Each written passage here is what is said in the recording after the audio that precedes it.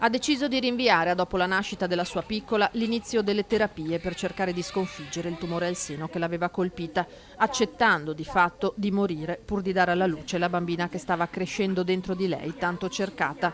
Glory Obibo, 29enne nigeriana, arrivata 9 anni fa in Italia da richiedente asilo, è morta domenica all'hospice di Casa dei Gelsi a Treviso, lasciando il marito Samuel Nashimben e la figlia di appena 3 mesi.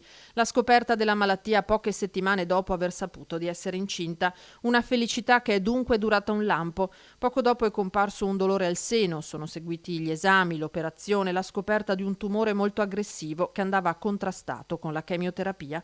Glory ha scelto la sua bambina, sottoponendosi solamente a terapie in grado di limitare gli effetti del male, non di contrastarlo efficacemente, per quanto possibile, visto che certezze di guarigione comunque non ce n'erano.